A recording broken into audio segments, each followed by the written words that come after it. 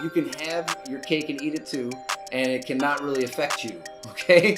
A rhyme there was kind of sweet. If you like running, I'm really sorry. I love running, it's good. It's good for you. I do it sometimes, I swear.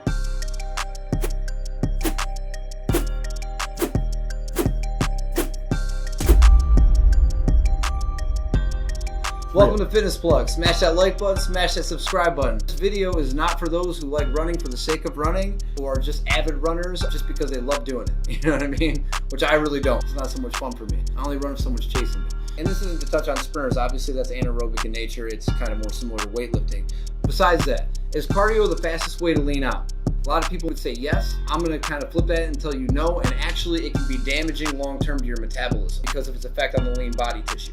Not to kind of bash anybody for doing that, I'm just trying to educate you a little bit. Maybe it's your first time in the gym. I understand why you think that. The modern media has kind of portrayed that to you. They portrayed to you that you have to create a calorie deficit. There's a lot of exercise classes that are kind of pointless. They're inefficient exercise where you're taking less calories in, you're putting more calories out, and that's been the standard to weight loss for a very, very long time.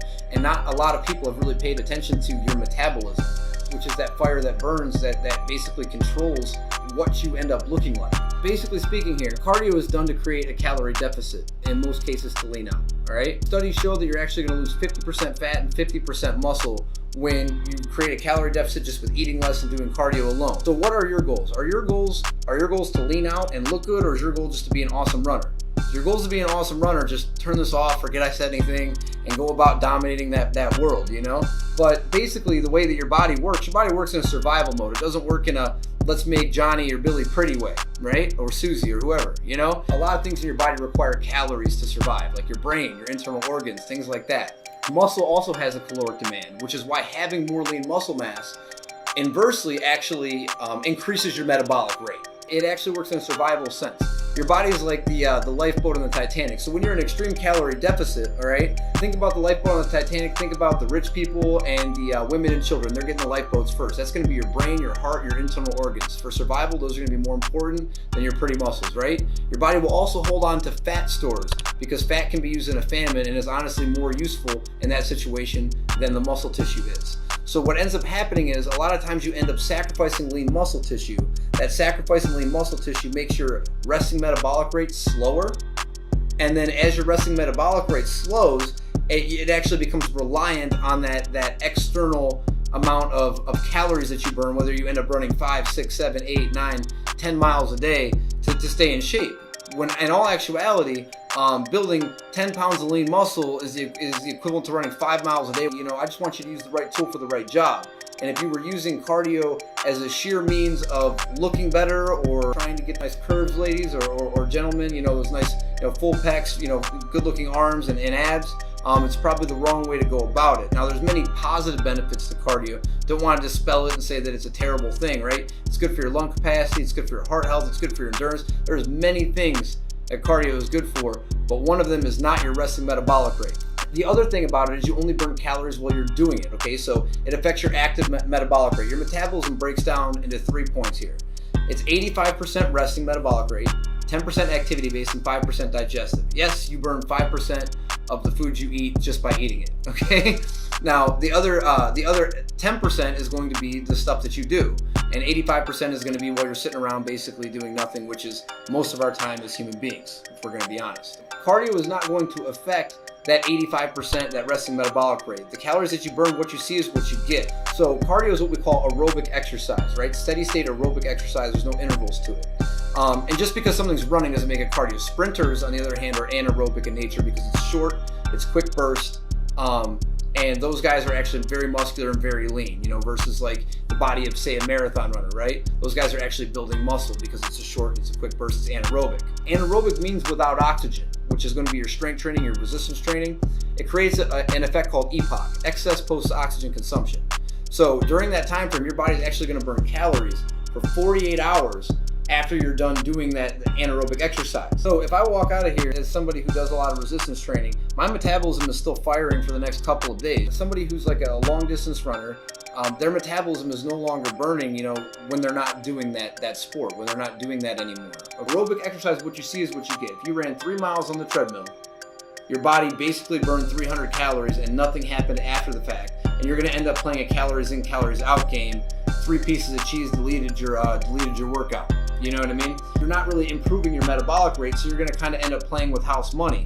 You're gonna lose weight, you're gonna do a little bit of metabolic damage, you're gonna lose muscle mass, it's gonna kind of keep cycling. You're gonna gain it back, you're gonna lose it. Have you ever seen someone lose weight and still not really look that good? Happens all the time, right? Because they're not just losing pure fat, they're losing other things, okay? They're losing muscle. They're gonna keep going through that cycle. In order to get out of that cycle and create a lifestyle, the best way to do that is to build lean muscle tissue and to get into a resistance training program that's progressive in nature, that's going to allow for you to receive the benefits of EPOC, that's going to allow for you to receive the benefits of building that lean muscle tissue and having a fast metabolism. The goal here is to make a lifestyle change and to make a long-lasting impact on your life. And if your goal is to do that, you have to have something that's working for you. You have to have that muscle that's working for you while you're not working, right? We can't always be in the gym, we can't live in the gym. Okay, so we need to be able to have our body be doing things while we're outside of the gym. The parallel I would like to make, burning a lot of calories and extreme diet restriction is like being on a boat in the water. There's a hole in the boat, right? And you keep paddling water out of it, but you never actually plug the hole. You never actually fix the underlying problem. You never actually fix your metabolism. Without fixing the underlying problem, it's going to keep resurfacing itself. The second you take your mind off it, the second you go to try to live a normal life, the second you try to not run 10-15 miles a day, and the second you decide to actually have that piece of birthday cake at your son's birthday, that's when it rears its ugly head and you can't have the life that you want. So with resistance training, with anaerobic exercise, you're going to be able to plug that hole, and you're actually going to be able to get rid of that fat. You're going to be able to keep it off long term, right? That hole is a weakness in your metabolism, and as you're doing weightlifting, as you're doing resistance training, you're actually building your metabolism up, and it's actually kind of acting as like a force field against the fat, right? Your metabolism is a fire at the end of the day, and the bigger that fire gets, the more stuff it's going to burn. Anybody can build up their metabolism as long as there's not an underlying medical condition. You can have your cake and eat it too, and it cannot really affect you, okay? A rhyme there was kind of sweet. Either way, that's going to take some motivation. It's going to take some time. I understand some of you may be intimidated by the weight room. It's easy to go on a treadmill. We all know how to use one, right? We all know how to get on a treadmill, push the button, and start walking, start running, whatever. And it takes a little bit more technique to go in and get on a progressive weight training program, right? But I want you to remember, your level of success in life, and this is with anything, not just fitness, okay?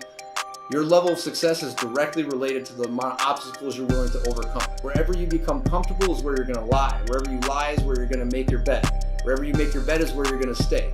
If you've decided that you're comfortable where you're at, you better actually be comfortable where you're at, because you're going to stay there, right? If you decide that you want more, you got to get up and you got to take some risks, and you got to do some things that are out of your comfort zone, because that's the only way to get anywhere else is to get up and move and try something else. I actually did a study with lobsters, so I'm going to get into this. This is going to be weird. I'm going to talk about lobsters for a second, but Jordan Peterson, he's a Harvard professor, killer dude. He wrote this cool book, 12 Rules for Life, An Antidote to Chaos. Lobsters kind of posture for territory, right? The lobsters that win these fights end up getting the better territory, the better land, better females, they get access to like basically the best of the lobster kingdom has to offer, right? The study actually goes through the psyche of what happens to the winner and the loser. The lobsters that win tend to continue to win because of the positive endorphins, that the serotonin, the dopamine that's released in their brains. They actually fight harder. They get a little bit more cockiness, a little bit more swag about them, right? The lobsters that lose, they tend to get a little bit of a defeatist attitude, and a little bit, the hormones their body releases is negative, and it kind of impacts they don't fight as hard during their next battle. This is no different with people, okay? So some of us come in and we're unwilling to take the small steps. We're unwilling to set small goals and hit those goals. But I'll tell you one thing about success is it's contagious. You overcome one obstacle, you're on to looking to the next thing. First thing you have to do is you have to accomplish goal number 1, and then you're on to step number 2, then you're on to step number 3. The beauty of stairs is that they're all relative to one another, man. You keep climbing, there's no telling how high you can actually go. But the thing is always making it up that next step and not stopping along that path, and always learning, always keeping your head on a swivel, right? I learn things every day. So the biggest thing is we're all a work in progress. You're a work in progress, I'm a work in progress. Let's stop with the non-progress. Let's stop with not making ourselves a work in progress, right? If we're all a work in progress, why aren't we making any progress then? So if your goal is leanness and a good-looking body, stop beating your head against the wall with the cardio. Let's overcome this obstacle and let's head in a different direction. That's going to require a lot less time and a lot less effort, because it actually physiologically is going to work with your body in the way that your body is designed to work. That's all I got for you guys. Make sure to subscribe and smash that like button. I like saying that. Smash it though. See you in the next one for some more tips. Bye. bye-bye. If you like running, I'm really sorry. I love running. It's good. It's good for you. I do it sometimes. I swear.